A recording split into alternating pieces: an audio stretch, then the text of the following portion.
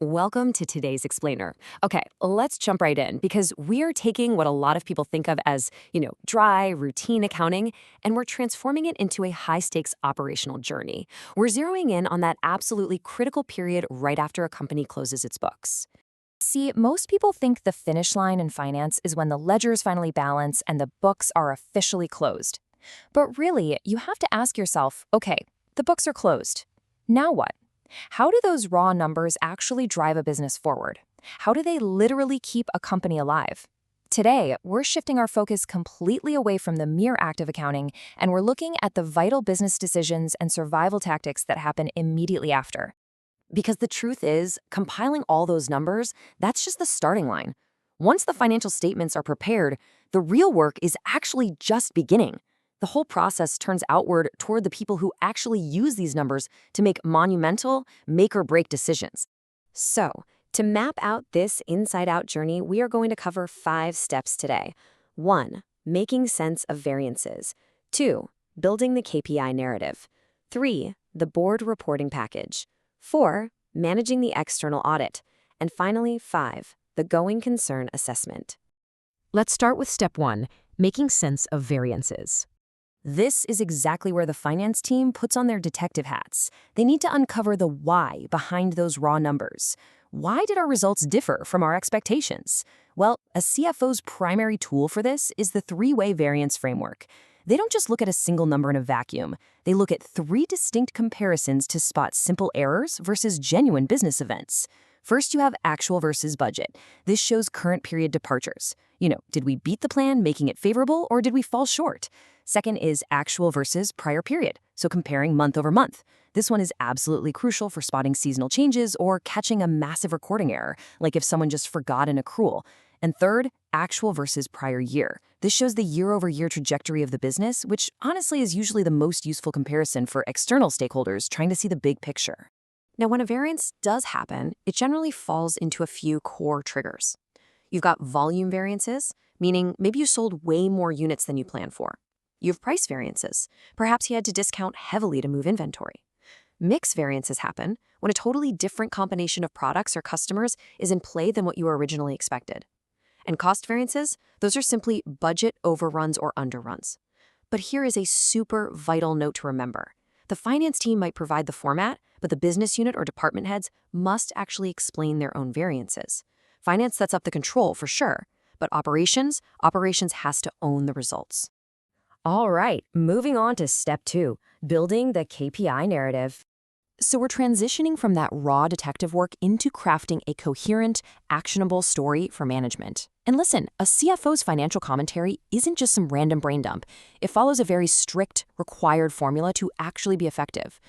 First, they have to explain what happened, the key drivers of revenue and cost. Second, why it happened, giving the business context, the market conditions, or the operational changes.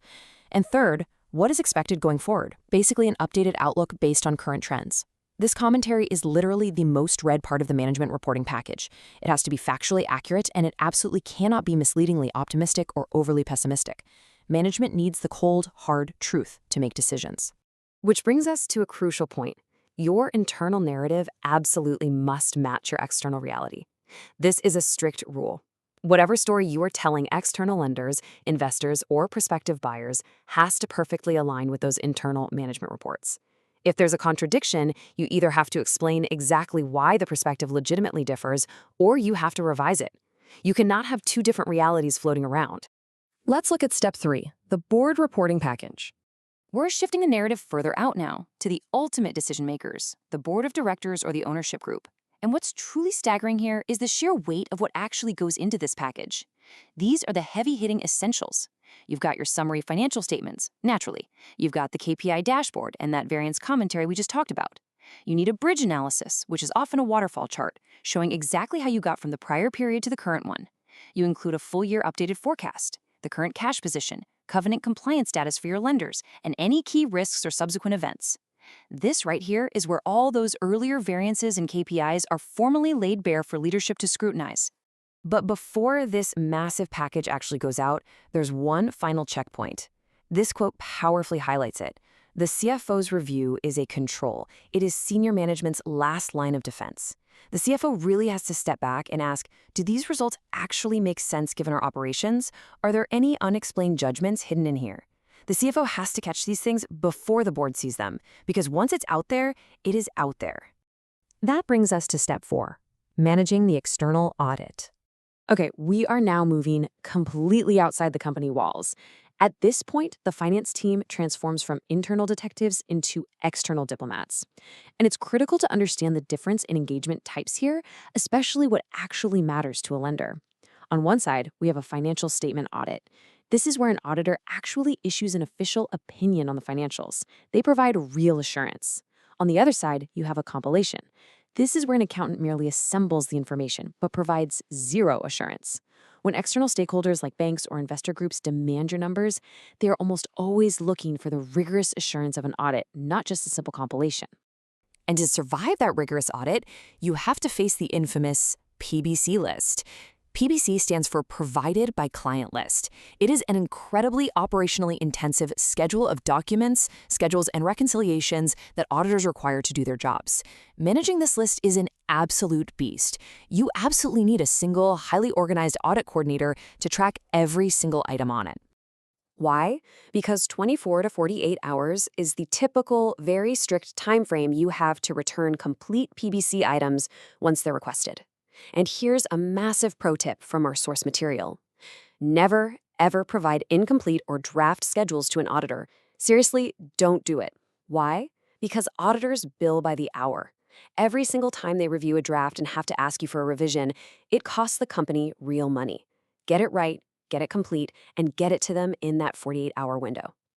Finally, step 5, the going concern assessment. This is the big one. This is where management has to formally evaluate if the company will actually survive, technically known under U.S. rules as ASC 205-40. Now, there is a very common misconception here. When a company is assessing if it can survive the next 12 months, that 12-month clock does not start ticking at the period end date.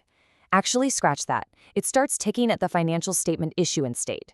Management has to look 12 full months into the future from the exact day those statements are issued to the public.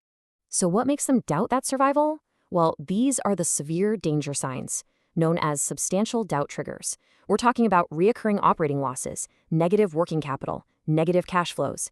But pay special attention to unrefinanced debt maturities. Even an unrefinanced revolving credit facility expiring within that 12-month window triggers doubt, completely regardless of management's optimism that they'll just secure refinancing later. Optimism simply does not equal compliance. So, when one of those triggers is hit, there's a strict 2-step evaluation. Step 1, do conditions raise substantial doubt about meeting obligations? If the answer is yes, you move to step 2. What are management's specific mitigation plans? Are you raising equity capital? Are you selling assets? And you can't just guess here. Assumptions aren't nearly enough. You have to document the specific plans and the actual likelihood of their success. That leads us straight into this final disclosure matrix. If substantial doubt is alleviated by your mitigation plans, you still have to disclose the original conditions and what your plans are. But if substantial doubt is not alleviated, you must blatantly disclose to the public that substantial doubt exists, along with the conditions and the plans. Having robust documentation here is absolutely vital. It protects the company's lender relationships just as much as it fulfills its rigorous compliance requirements.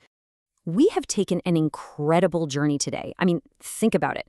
We started with a simple internal budget variance, just figuring out why a department spent a little too much money. Then we transformed that data into a narrative, packaged it for the board, defended it to external auditors, and finally used it to literally prove the company's sheer viability to the outside world. It really is the journey from raw numbers to verified survival. Because at the end of the day, financial statements aren't just boring documents. They are hard-fought operational victories. So, next time you read a financial statement, ask yourself, what internal battles were fought to verify those numbers? Think about the internal detectives, those tight 48-hour auditor deadlines, and the strict reality checks that made those pages even possible. Thanks for joining me on this explainer. Keep learning, and I'll catch you next time.